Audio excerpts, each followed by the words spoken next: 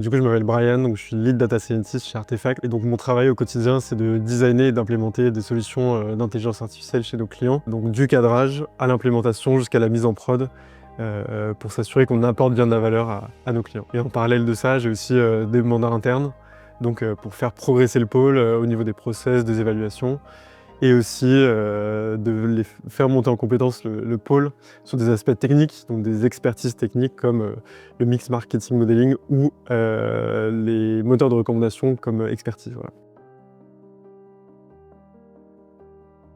C'était pour un acteur des télécoms français. On l'a accompagné pour moderniser son site web et donc offrir l'expérience qu'il a en boutique à travers ses conseillers, mais directement sur le site web. Donc le but, ça va être de créer un espèce de copilote qui va aider le client à trouver le meilleur portable, répondre aux questions sur le financement et trouver le meilleur forfait adapté à ses besoins.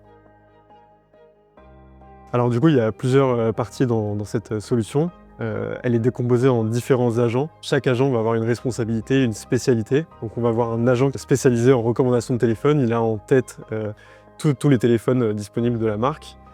Et il va pouvoir répondre à toutes les questions, orienter le client, etc. On va avoir un autre agent qui va être spécialisé dans les forfaits, qui va pouvoir mener des calculs pour calculer les mensualités, etc. Et voilà, on va avoir cette succession d'agents qui peuvent se parler entre eux pour aider la personne à la guider jusqu'au panier final.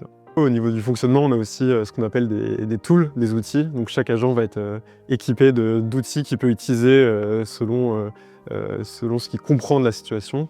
Donc on peut avoir un outil qui va aller chercher les stocks disponibles sur le site web dans un magasin précisément. Et d'une manière plus globale, donc on a utilisé un service managé de Google qui s'appelle Agent Builder, qui va permettre d'orchestrer un peu ces agents, de lier les agents à des outils afin d'atteindre un but qui est vraiment d'aller jusqu'au fond du funnel d'acquisition et donc de mettre le portable au panier. Donc nous, on est sur de la donnée pas du tout personnelle, donc on n'a pas trop d'enjeux, c'est que de la donnée qui est disponible sur le site. On va bien sûr faire attention à flouter toutes les informations confidentielles données par le client. Et d'un point de vue juridique aussi, comme c'est un bot destiné à du B2C, donc directement un facing client, il faut bien mettre les alertes sur le fait que la solution est toujours en développement, qu'il faut bien vérifier le panier final pour s'assurer que c'est exactement ce que le client veut. Donc voilà, on est encore un peu au début de l'ère agentique. Il faut encore alerter l'utilisateur sur la Gen AI et donc des potentiels petits risques de saisir ce que l'agent a compris. Du coup, donc, on a accompagné ce client sur quelques mois et donc en termes de KPI, créer un agent de manière très traditionnelle, ça peut prendre jusqu'à 1 an, voire 2 ans. Alors que là, en utilisant la Generative AI, on est beaucoup plus flexible, il y a beaucoup plus de digressions qui sont autorisées.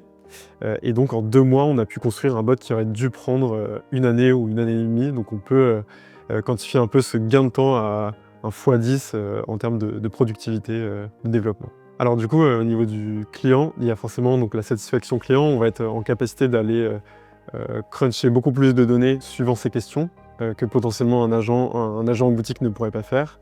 Et il y a aussi le fait que ce bot est disponible quand les agents physiques ne sont pas disponibles. Et donc, on a vraiment un manquement pour l'instant sur le site qui est que quand on est hors des horaires de travail, on n'a personne pour vraiment nous aider. Et c'est là qu'on intervient, on comble ce manque et du coup, on augmente la satisfaction client.